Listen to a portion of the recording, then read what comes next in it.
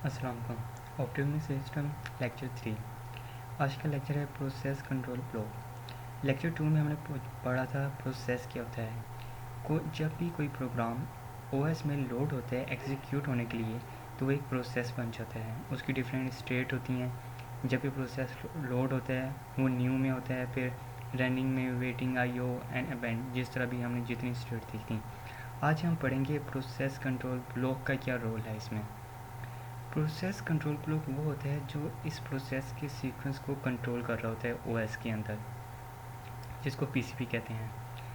जब भी हर प्रोग्राम का एक अलग प्रोसेस कंट्रोल ब्लॉक होता है जो उसे कंट्रोल करता है। A PCB is created every time a program is loaded to be executed. Okay, server as a repository for any information may vary from process to process.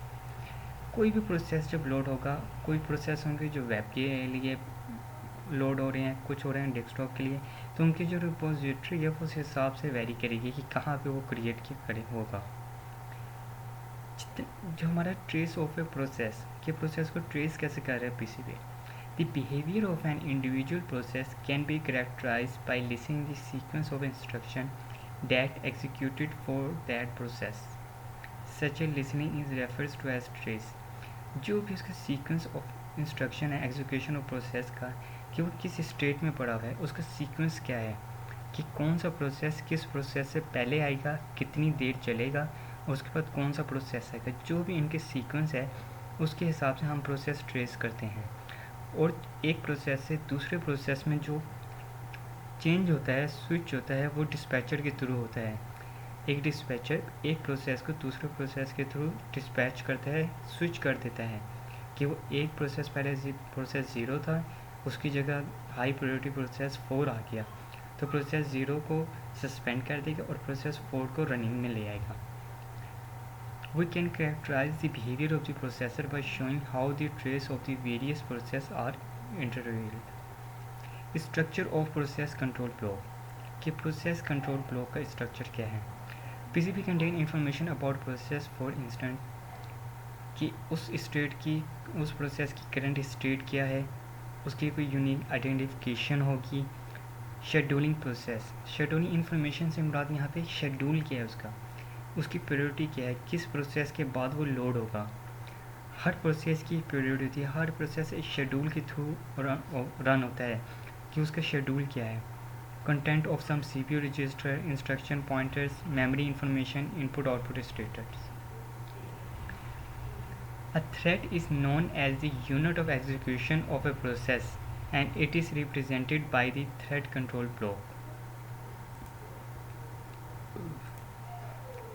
A thread is known as the unit of execution of a process and it is represented by the thread control block. एक process का unit जो होता है उसको हम thread कहते हैं कि एक प्रोसेस के 4 थ्रेड हैं। पहला थ्रेड इस तरह चलेगा, फिर उसके बाद दूसरा, तीसरा और चौथा। थ्रेड यूनिट वाइज हम उस प्रोसेस को रन करते हैं और ये थ्रेड कंट्रोल होता है थ्रेड कंट्रोल ब्लॉक के थ्रू, जो ओएस कर्नल पे डाटा स्ट्रक्चर है ओएस कर्नल के ऊपर, जिसके ऊपर इसकी थ्रेड की इंफॉर्मेशन स्टोर होती है। यहाँ पे प्रोसेस है पीसीबी एंड प्रोसेस स्विचिंग, क्या एक पीसीबी एक प्रोसेस से दूसरे प्रोसेस में कैसे स्विच करता है।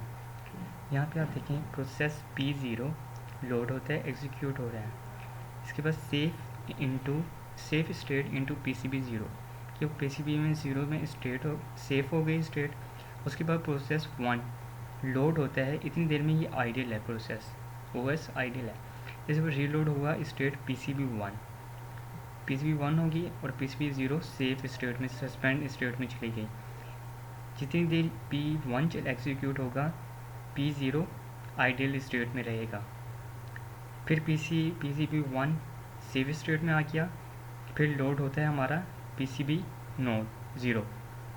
तो इस तरह प्रोसेस स्विच होते हैं कि एक प्रोसेस जब आता है तो वो सेफ होता है, फिर दूसरा प्रोसेस उसकी जगह ले लेता है, इतनी देर में वो आइडियल रहता है। जैसे हमारे भी जब भी मल्टीटास्किंग कोई काम होता है, अब 2-3 प्रोग्राम एक साथ एग्जीक्यूट कर रहे होते हैं, आपको लगता है कि वो पैरेलल कर रहे होते हैं, पर वो पैरेलल नहीं है। आप इसकी एग्जांपल बिल्कुल इस तरह कर सकते हैं, ये माइक्रोसॉफ्ट ऑफिस आपने ओपन किया हुआ है और यहाँ पे आपने वेब ब्राउज़र ओपन किया हुआ है।